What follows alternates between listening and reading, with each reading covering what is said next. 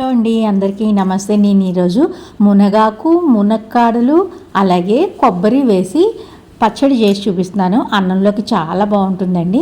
ముందుగా మునగాకుని శుభ్రంగా కడిగి పెట్టుకోవాలి. అలాగే కొబ్బరి తురిమి పెట్టుకోవాలి. మునక్కాడలని ఇలాగ ఉడికించి వీటిని చల్లారనిచ్చుకోవాలి.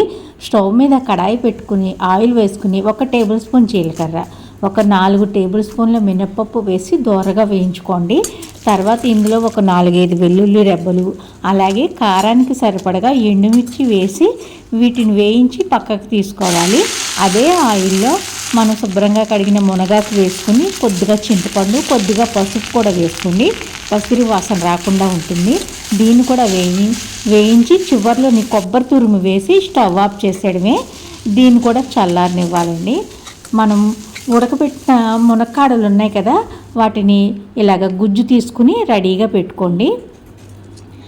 ఇది హెల్త్కి కూడా చాలా మంచిదండి. అన్నంలోకి చాలా రుచిగా ఉంది, చాలా టేస్టీగా ఉందండి. ముందుగా మనం వేయించి పెట్టుకున్న మినపప్పు ఉంది కదా, దాన్ని మనం మిక్సీ పట్టుకోవాలి. ఫస్ట్ ఇది మిక్సీ పట్టుకోవాలి, లేకపోతే నలగదండి. మినపప్పు మిక్సీ పట్టుకున్న తర్వాత మనం మునగాకు, సాల్ట్ వేసి ఒకసారి మిక్సీ పట్టి మళ్ళీ మునక్కాడలు ఉన్నాయి కదా, మనం గుజ్జు తీసుకున్నాం కదా, అది కూడా వేసి మీకు కావాలంటే కొద్దిగా బెల్లం కూడా వేసుకుని మిక్సీ పట్టుకోండి. చాలా టేస్టీగా ఉంటుంది. తప్పకుండా ఒకసారి ట్రై చేసి చూడండి. Bye bye friends.